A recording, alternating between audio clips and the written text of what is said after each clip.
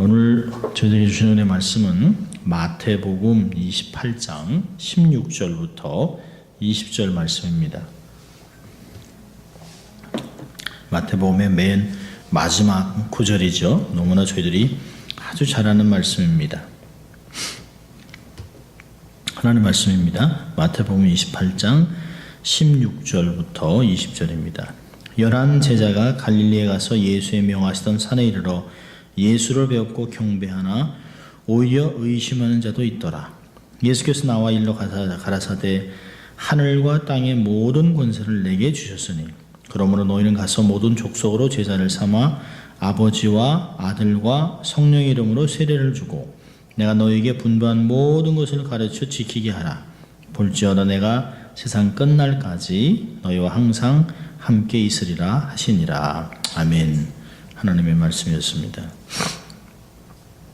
우리는 지난 한 석 달 동안 신앙의 기본기라고 하는 주제를 가지고 말씀을 나눴습니다.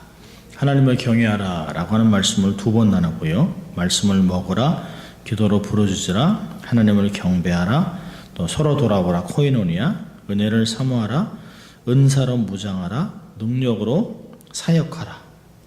오늘은 선교에 동참하라 라고 하는 말씀입니다. 이제까지 우리가 내면을 다스리고 하나님 앞에 올곧은 신앙이 무엇인가를 잘 세우는데 우리가 주력을 했다면 이제는 이것이 밖으로 표현되는 시작입니다. 그 시작이 선교하는 것입니다. 어떤 면에서는 세상을 품는 사역이 바로 선교에 동참하는 것입니다. 선교에 대한 얘기를 하면 어떤 분들은 아이고 여기서도 할 일이 많은데 무슨 선교입니까? 국내, 해외? 아유 너무 그거는 좀 사치스럽죠 라고 아니 왜 선교를 해야 되죠? 라고 물어보는 사람도 있습니다. 그러니까 질문을 한 목사가 굉장히 미안해지는 거예요. 또 어떤 교회는 아이고 우리 예배당도 없어요. 또 교회라도 좀 짓고 또 교인들도 한 어느 정도 되고 교회가 힘이 되면 그때 선교하겠습니다. 또 어떤 분들은 아이고 이렇게 재정도 없고 또 이렇게 자꾸 재정이 줄어서 힘든데 일단 렌트비는 어떻게 할 수 없으니까 선교비부터 줄이자. 세상적으로 한다면 일리 있는 이야기지요. 어떤 교회는 아주 자선하듯 이렇게 툭툭 던져주는 50불 또 어떤 100불 이렇게 하면서 마치 몇 푼 보내주는 것을 아주 큰 선교를 하는 것 같이 아주 교회에다가 그냥 막 20명, 30명, 100명 이름을 이렇게 올려놓고 있는 것들을 봅니다. 그러면서 속으로 정말 기가 막히다 하는 생각들을 하게 됩니다. 여러분 만약에 우리가 우리 지역을 다 복음화시키고 또 우리 교회가 좀 안정되고 재정적으로 튼튼한 가운데 그리고 나서 그 다음에 선교를 하겠다. 그런다면 선교는 절대 할 수 없습니다. 우리가 돈이 있고 건강하고 뭐가 되고 선교를 하겠다고 하면 사실은 생각해 보세요. 우리의 선조들이 그렇게 했다면 초대교회 성도들이 일단 교회 짓고 땅 사고 교회 짓고 재정 관리하고 조직을 다 한 후에 그리고서 예산을 세우고 돈이 들어오면 그때 선교를 했다면 우리는 택도 없습니다. 우리는 다 예수 못 믿고 죽었을 것이에요. 한국에도 복음이 안 들어왔습니다. 한국에 복음이 안 들어왔으면 우리는 어떻게 이렇게 예수 믿고 살 수 있었을까요?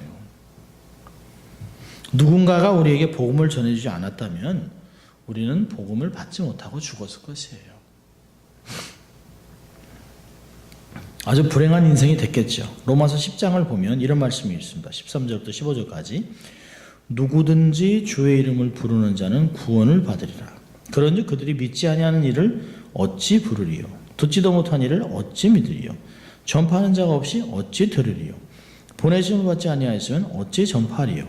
기록된 바 아름답도다 좋은 소식을 전하는 자들의 발이여 함과 같으니라. 얼마나 귀한 말씀인지 몰라요. 누군가가 하나님 앞에서 순종하고 정말 절망과 어둠 속에서 갇혀있는 영혼들에게 사랑으로 복음을 전하기 위해서 먼 길을 마다 않고 왔기 때문에 사람들이 예수를 믿는 것이에요. 최근에 정말 본 사역자가 하늘나라로 위암으로 갔습니다. 34살밖에 안 돼요. 이슬람이었다가 예수를 믿고 사역자가 됐습니다. 그런데 위암으로 죽었어요. 마지막에 자기가 이렇게 간증하는 것도 듣고 하는데 이 청년이 사역자로 서서 라비 자카리아스라고 하는 목사님께 훈련도 받고 하면서 그를 엉클이라고 불렀던 아주 귀한 사역자인데요. 그가 이런 얘기를 합니다. 자기가 모슬렘이잖아요. 그래서 집에서 쫓겨나기도 하고 부모님들이 자기 결혼식에 오지도 않고 뭐 이랬습니다. 근데 이분이 뭐라고 얘기했냐면, 여러분 왜 모슬렘들이 이렇게 많이 미국에 왔을까요? 그 아무도 대답을 안 해요.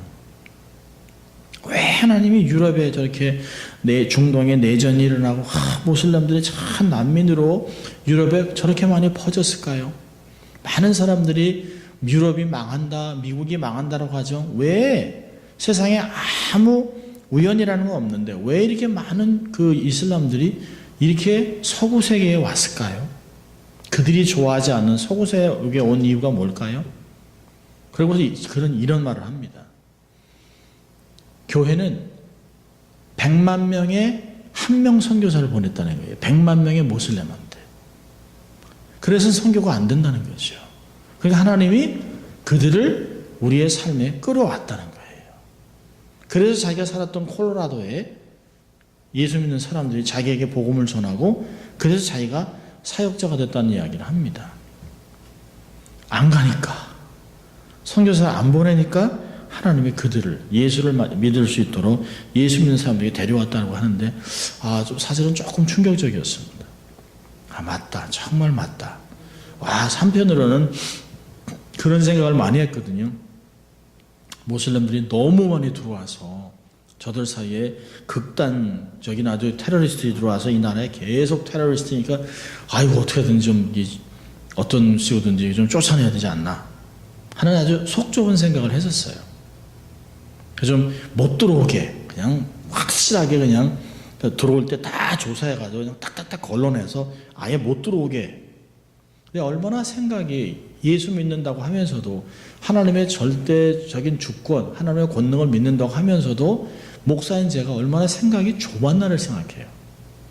우리가 선교를 해야 되는데 우리가 하고 싶은 동남아, 불교, 유교, 우리가 익숙한 과격하지 않은 사람들에게 복음을 전하면서 아주 만족했던, 그리고 막 우리를 죽이려고 막 이렇게 탄압하는 그런 사람들은 아예 이렇게 하고 이렇게 했던 우리의 모습이 얼마나 속 좁은 모습이었나 한번 생각을 해봅니다.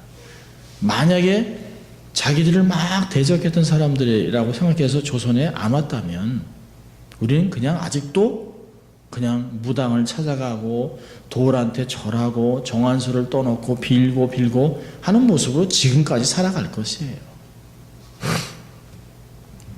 정말 이런 우리 같은 이런 사람들에게 좀 소망이 없는, 내세 약속이 없는 사람들을 위해서 와서 두들겨 맞으면서도 복음을 전하고 정말 죽어가면서도 내 하나님의 미랄이 돼서 땅에 떨어져 죽어 주었기 때문에 이렇게 된 것이죠. 정말 하나님이 복음의 씨앗이 정말 한국을 비추는 빛의 시작이 된 것입니다. 그래서 우리 같은 사람들이 예수를 믿고 살게 된 것, 구원받는 것, 이것이 바로 선교입니다. 사실 한국 기독교사를 보면 너무 아까운 젊은 엘리트들이 너무 한국에 많이 왔어요. 그리고서 아주 죽어갔습니다. 가족이 2년 전에 한국에 갔을 때 양화진을 이렇게 보면서 온 가족이 다 죽은 거 있어요. 미국에서 온 지 어떤 분은 한 달도 안 돼서 병으로 죽고 그 옆에 부인, 애들까지 졸졸졸 다 죽은 모습 보면서 이들의 젊은 피들이 이렇게 순결해서 한국 땅이 이렇게 변하는구나 하는 생각도 한 적이 있었습니다. 토마스, 알렌, 헤론, 아펜셀러, 스탠턴, 부인, 윌리엄, 서소평, 언더우드, 셀 수 없는 선교사들이 정말 미지의 땅, 한국 땅에 와서 그들 헌신으로 순종으로 복음의 씨앗을 뿌리고 병원을 짓고 개화시키기 위해서 학교를 세우고 유치원을 세우고, 사실은 저도 백인 선교사가 세운 성서 침례 유치원, 거기서 사실 처음에 5살 때 예수님을 만난 거예요. 선교사들에게 빚을 진 것이죠. 이런 사실 거룩한 일에 헌신했던 신실하신 선교사님들을 생각하면 정말 우리는 복음에 빚을 지고 가는 사람들입니다. 정말 사랑에 빚진 성도들입니다. 우리 교회는 그런 빚을 안고 살아가는 교회예요. 근데 우리는 가끔 잊어버립니다. 우리가 선교하면서 뭔가를 해주는 것 같은, 그렇지 않거든요. 요즘 이렇게 좀 선교 이 책들을 이렇게 보면서 조선, 코리아는 원래는 이제 KOREA가 아니라 일본이 바꿨죠. 원래는 COREA죠. 그래서 일본보다는 앞서 있었던 나라였는데요.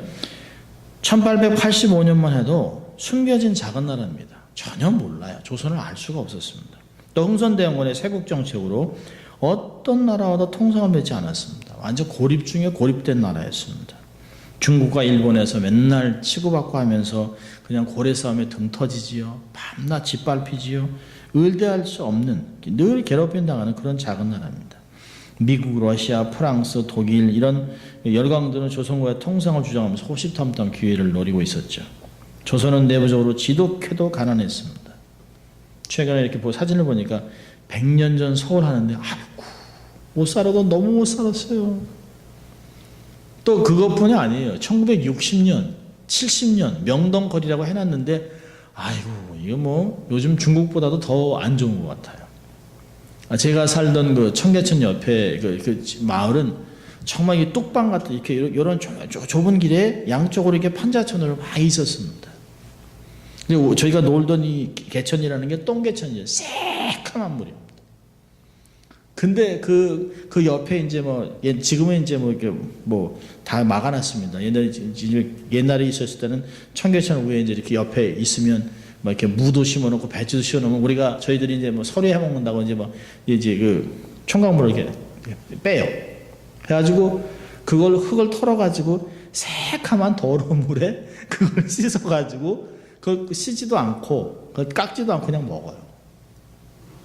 그리고 거기서 또 소라 잡는다 해가지고 했습니다. 그러면서 물은 모래를 퍼놔가지고 노다지 판다고 이렇게 해놓고 물은 더럽고 이런 그런 한강 옆에 살았어요. 정말 가난했어요. 너무너무 가난했습니다.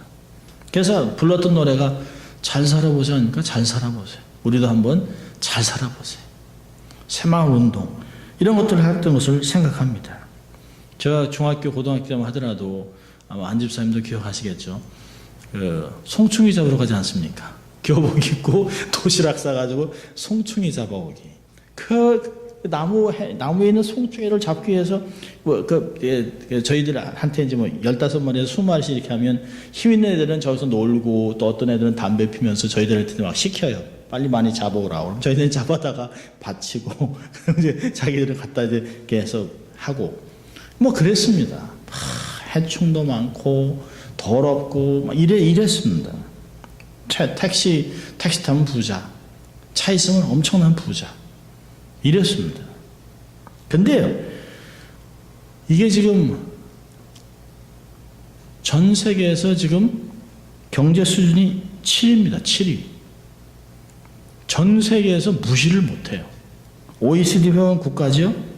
대한민국을 기적의 나라로 주시하고 있습니다. 또 선교 120년 만에 이렇게 엄청나게 부흥을 가져온 나라가 없어요. 선교사들이 한국을 바라보면 소망이 막 생긴다고 그러잖아요.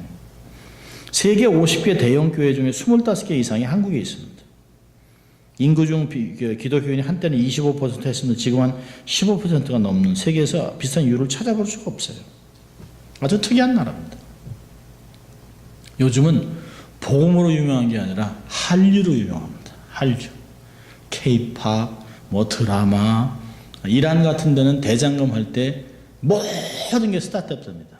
택시도 안 다니고 버스도 안 다니고 가게도 다 문 닫고 텔레비 앞에 앉아서 대장금 보느라고 벌써 10년이 넘었습니다만 지금도 영국 지금 이 K-팝을 하기 위해서 영국이나 이런 데서 자기가 자원해서 이렇게 한국말을 배우는 사람들이 그렇게 많습니다. 최근에 보니까 중국인과 일본인보다도 더 환영받는 한국인들.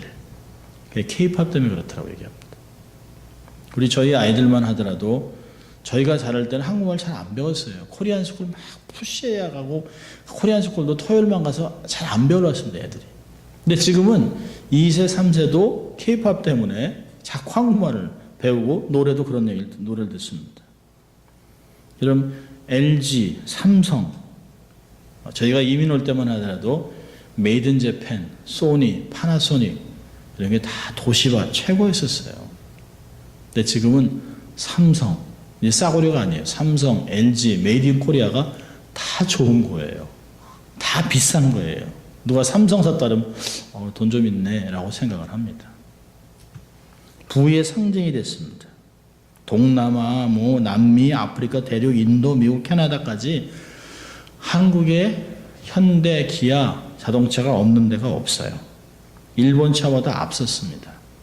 지금 현대는 제네시스를 해가지고 지금 BMW랑 그 가격 경쟁하면서 하잖아요. 이제 한국이 대중문화를 통해서도 또 많은 것들이 아이템을 통해서 전 세계를 휩쓸고 있습니다. 대한민국이 사실은 지금의 대한민국이 되기까지는 기독교가 한 일이 굉장히 많습니다. 남들이 막 개덕교니 기독교를 욕하지만 기독교가 한국 사회, 경제, 문화, 교육, 과학 이런 모든 것에 깔려 있습니다. 물론 요즘 기독교가 욕도 많이 먹죠. 목사들도 그렇고 타락하고 그런 게 많습니다. 불협하고 타협하고 욕을 많이 먹는 일도 있지만 사실 초기 한국에 복음을 들고 생명을 바친 많은 외국인 선교사님들, 그들의 헌신은 절대 잊혀질 수 없어요. 지금 우리는 그들의 헌신과 생명의 열매를 따서 먹고 있는 것이에요. 한국에 와서 생명을 바쳐 일하던 복음을 전했던 선교사의 삶과 헌신적인 삶을 보면 정말 어떻게 이럴 수 있었을까? 그 조선이라는 게 어느 나라에 붙었는지도 모르는데요. 1965년에 이민 오신 장로님이 한국에서부터 미국까지 배 타고 45일 만에 오셨다고 그러더라고요. 배 타고. 쭉 오셔가지고 일본 지나고 다 해가지고 또 케이프타운을 가서 갔다가 다시 쭉 돌아가지고 45일 만에 왔답니다. 45일 만에. 그 옛날에는 얼마나 더 했을까요? 배도 크지도 않았을 텐데. 여러분, 한국의 최초의 선교자가 로버트 토마스 선교사죠. 토마스 선교사. 1860년 미국의 무장된 상선 제너럴 소면을 타고 대동강변에 도착했지만 폭탄에 맞아 자초됩니다.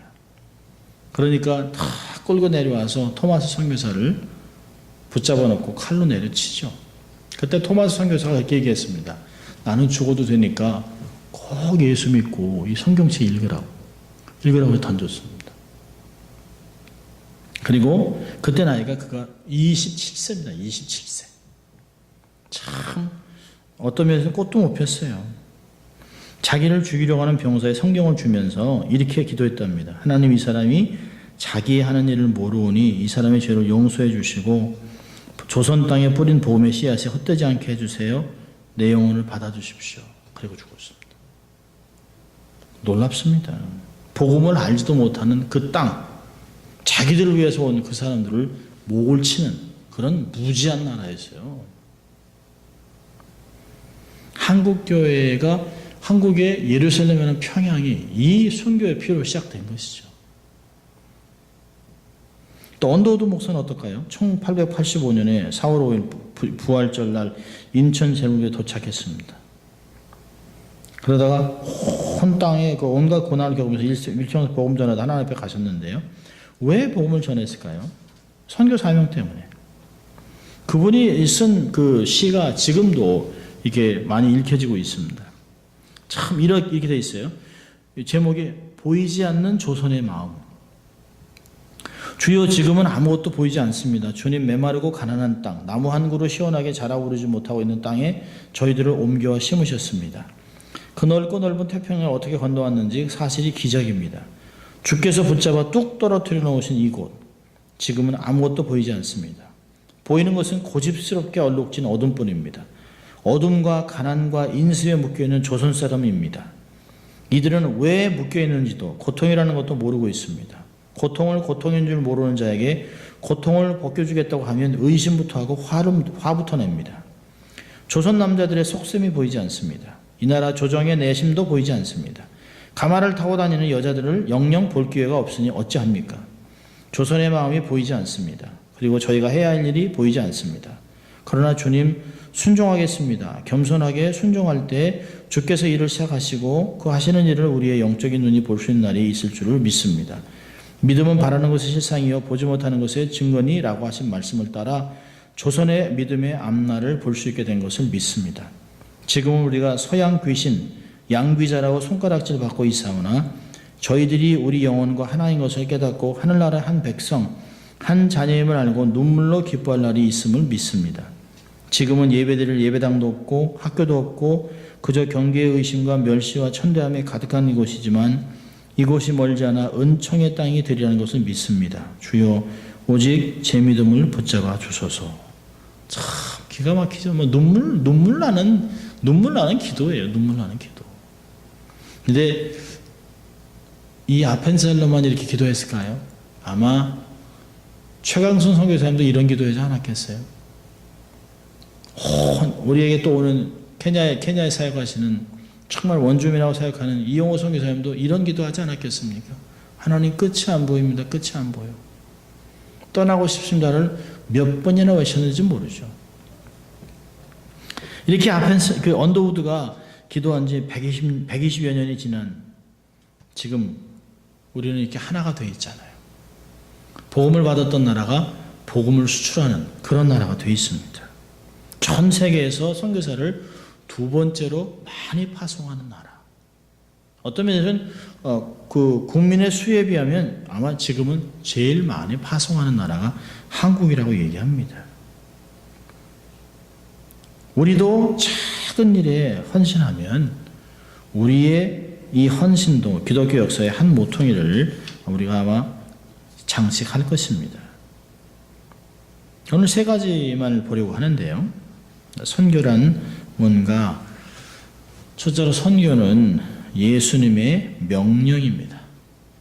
오늘 본문 19절부터 20절을 보면 그러므로 너희는 가서 모든 족속으로 제자를 삼아 아버지와 아들과 성령 이름으로 세례를 주고 내가 너에게 분부한 모든 것을 가르쳐 지키게 하라 라고 했습니다. 선교는 주님께서 교회와 그를 믿는 성도들에게 주신 이 땅의 명령이에요. 그러니까 옵션이 아닙니다. 해도 되고 안 해도 되는 그런 것이 아닙니다. 반드시 순종해야만 하는 것이에요. 필연코 해야 되는 것이에요. 교회가 존재하는 이유를 얘기해 주는 것이에요. 교회가 존재하는 목적은 예수를 알리는 것이에요. 물론 예배를 드리고 교육을 받고 선교한다 이런 이야기를 합니다. 예배가 가장 중요하다고 얘기합니다만은 예배의 끝이 뭐냐는 거예요. 예배와 교육의 목표가 뭐냐는 것이에요. 예배를 잘 드리고 우리가 은혜를 받고 잘 훈련을 받은 목표가 뭐예요? 목적이 뭐예요? 땅 끝에 가서 복음을 증거하는 것이에요. 그래서 우리가 know Jesus and make him known, 예수를 알고 그를 널리 알리자라고 하는 것이 선교단체들의 목표와 또 우리들의 목표인 것이죠. 만일 교회가 선교의 사명을 다하지 못한다면 사실은 존재할 가치가 없는 거예요. 우리만 좋아서 모인다면 한인회와 하나 다른 게 없죠. 우리가 모여서 정말 훈련받고 예배드리고 세상에 흩어지면서 우리가 세상의 빛과 소금의 역할을 감당하며 남가진 비전교회의 역할을 감당하는 것이에요. 예수님이 그렇게 살라고 명령하셨기 때문인 것입니다. 우리가 비록 선교사가 돼서 복음을 들고 나가서 전하지 못할 망정 선교 현지에 나가서 사역하는 그들을 뒤에서 돕고 기도해주고 후원하는 일을 감당해야 합니다. 그리고 기회가 되면 또 단기 선교로도 가고 또 선교사들 장기 선교사들로 돕고 그들이 사역하는 곳에 가서 그들을 격려해드리고 그들과 함께 웃고 울고 해주는 것이 얼마나 중요한지 몰라요. 선교는 가는 것이에요. 마음으로, 기도로, 물질로, 협력함으로, 단기 선교로, 실제적으로, 다방면으로, 다양하게 전방향으로 가야 합니다. 우리는 남미만, 우리는 소련만 이런 것이 아니에요. 하나님이 기회를 주시면 전 방향으로 사역을 감당해야 합니다. 기도는 가는 것이에요. 선교는 가는 것이에요. 또 선교는 보내는 것입니다. 가지 못하면 보내는 것이에요. 또 선교는 나누는 것입니다. 선교는 예수님의 명령이기 때문에 우리가 반드시 순종해야 합니다. 자, 두 번째로는요. 선교는 하나님의 소원입니다. 선교는 우리를 향하신 하나님의 간절한 소원이에요. 하나님이 우리가 모든 사람들이 구원받는 것을 얼마나 원하셨으면 독생자 예수 그리스도를 주셨겠어요. 독생자 예수 그리스도를 십자가에 대신 그 죄를 지고 다 죽고 피 흘려 돌아가게 하신 이유가 뭐예요? 우리를 구원하기 위해서. 다른 방법이 없기 때문에. 다른 이름으로 구원받을 만한 이름이 없어요. 주신 적이 없어요.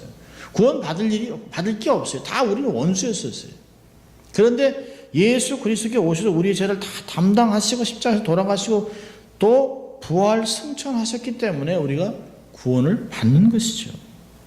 하나님께서 한 영혼도 멸망받기를 원치 않으세요. 그래서 성경은 이렇게 얘기합니다. 베드로후서 3장 8절 9절에 사랑하는 자들아 주께서 하루가 1000년 같고 1000년이 하루 같은 이 한 가지 잊지 말라. 주의 약속은 어떤 이에 더디다고 생각하는 것 같이 더딘 것이 아니라 오직 너희를 대하여 오래 참으사 아무도 멸망치 않고 다 회개하게 이르기를 원하시느니라. 이렇게 예수님이 이렇게 재림이 늦으신가?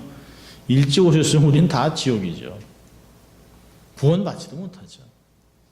어떤 때는 얼마나 감사한지 몰라요. 어떤 때는 하나님 그냥 모든 문제 다 그냥 이렇게 너무 귀찮고 복잡하니까 그냥 이걸 다 정리하려면 주님이 오셔야겠습니다. 주님 빨리 오세요라고 하다가도 아직도 너무 많은 사람이 예수를 못 믿어요.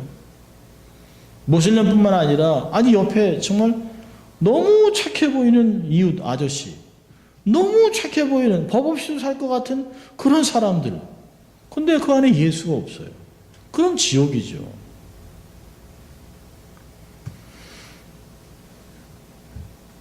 여러분, 하나님께서 기뻐하신 일이 많겠지요. 그렇지만 그 중에 가장 기뻐하는 게 뭘까요? 복음을 전하는 것이에요. 예수를 전하는 것이에요. 가장 기뻐하는 건 잃어버린 영혼이 주께 돌아오는 것이에요. 얼마나 기쁘시면 한 영혼이 주께 돌아올 때 천국에 잔치가 있다고 그러잖아요. 육신 구제하는 것보다 영혼 구제하는 게 얼마나 중요한지 몰라요. 여러분, 어떤 게 더 어려울까요? 빵을 주는 것과 복음을 나눠주는 거하고. 복음을 나누는 게 훨씬 어렵습니다. 빵을 나누는 것은, 쌀을 나누는 것은 누구라도 할 수 있어요. 불신자도 할 수 있어요. 근데 복음을 나누는 건 아무나 못해요. 쌀을 받을 때는 감사해요. 도움 받을 땐 고맙다고 얘기해요. 그런데 예수를 전하면 돌았습니다.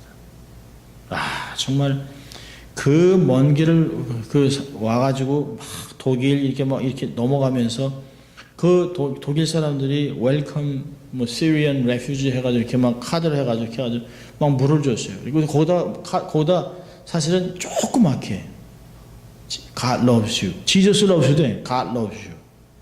그런데요, 이 사람들이 빵하고 막 물을 나눠줬는데요, 그 문구 하나 있다가 물을 막 던져요. 그러니까 그 단체가 그 God loves you를 이게 접었어요. 접고 나눠주는데 일단 그 난민들이 성난 군중이 되어버렸습니다. 그 애들이 목마르고 배고프니까 빵을 먹으려고 그래서 다 할랄 음식으로 해가지고 다 빵을 다 만들어 와서 갖다 주는데 애가 먹는데 애를 때리고 물을 던지는 거예요.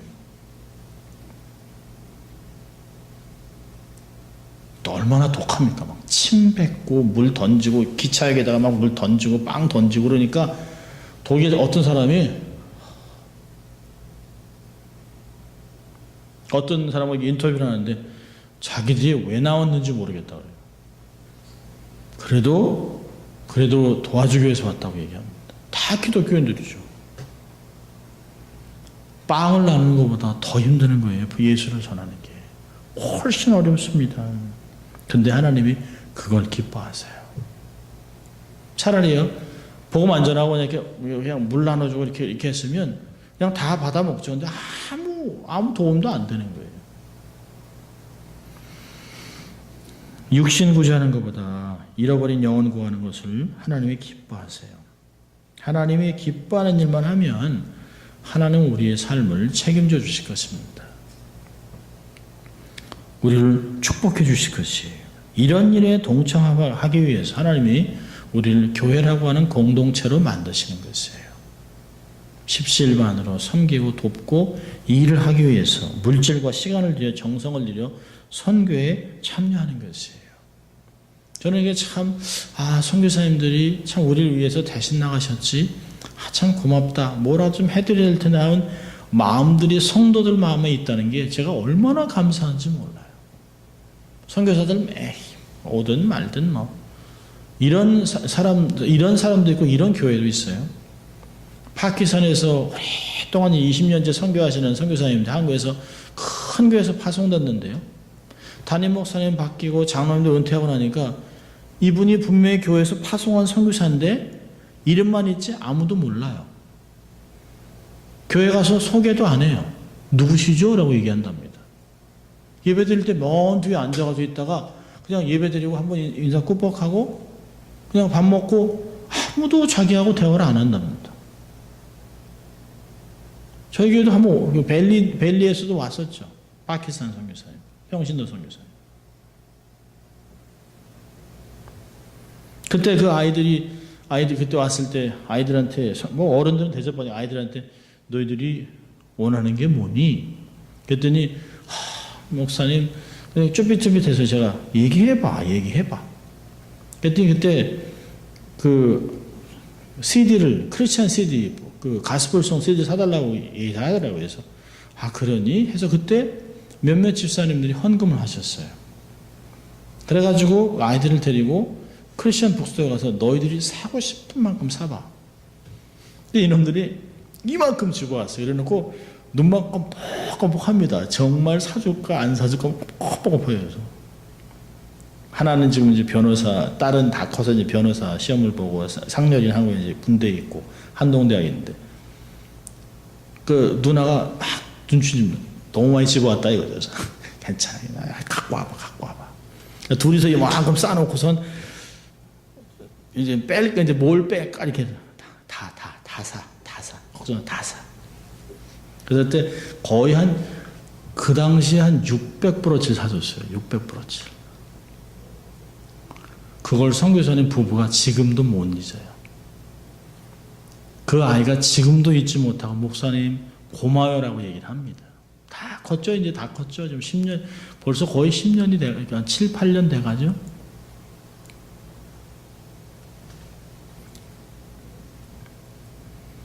하나님이 기뻐하세요. 우리가 선교사들을 잘 후원하고 돕고 고마워하고 그런 마음들이 우리 안에 있다고 하는 게 우리 교회가 얼마나 소망이 있는지 몰라요. 선교는 하나님의 소원이에요. 하나님의 기쁨입니다. 자, 마지막으로 선교는요, 성도들의 부르심이에요. 우리의 콜링입니다. 고린도전서 9장 16절에 이렇게 합니다. 내가 복음을 전할지라도 자랑할 것이 없음은 내가 부득불할 일임이라. 만일 복음을 전하지 아니하면 내게 화가 있을 것이미로다. 성도는 교회를 다니는 사람을 말하는 것이 아니에요. 그리스도의 피로 죄사함을 받은 확신이 있는 중생한 사람입니다. 복음 전파는 성도가 해야 될 거룩한 부르심이에요. 그래서 마가복음 16장 15절에 예수님께서 너희는 온 천하에 다니며 만민에게 복음을 전파하라. 여러분, 이 말씀은 사실 마태복음의 오늘 말씀과 마가복음 말씀은 이건 어떤 사도들, 어떤 목회자, 선교사에게만 주는 것이 아니에요. 모든 성도들이라면 선교를 반드시 감당해야 됩니다. 모든 사람들은 다 선교사로 나가야 돼요. 제가 늘 그 말씀드리는 게 우리가 다 나가야 되는데 우리가 안 나가니까, 못 나가니까, 상황에 의해서 어떤 것에서 못 나가니까 우리를 대신해서 선교사가 나갔다는 거예요. 생각들을 그렇게 해야 합니다. 그래서 그들은 우리에게 요구할 자격이 있는 것이에요. 이 세상에 두 종류의 선교사가 있는데요. 직접 선교, 간접 선교. 직접 선교는 현재 나가서 영혼을 위해서 복음을 전파하는 것이에요. 간접 선교는요, 현지에 나가진 않더라도 뒤에서 기도하며 물질로 돕고 후원하는 것이에요. 그러니까 우리들은 정말 직접 외국에 나가서 선교하지 못해도 우리가 선교비를 내고 간접 선교사가 되고 후원 선교가 돼야 되는 것이에요. 그래서 우리가 선교를 위한 바자회를 하잖아요. 오늘 또 집사님 한 분이 목사님 오후 5시에 계세요. 제가 이분이 오늘 수요일인데 수요 예배가 있는데 그럼요. 했더니 제가요 그 공장에서 옷 좀 가져갈라. 저는 한 뭐 몇 봉지 가져올 줄 알았어요. 그냥 깡통 트럭에 그냥 가득 실어 오셨어요. 가득.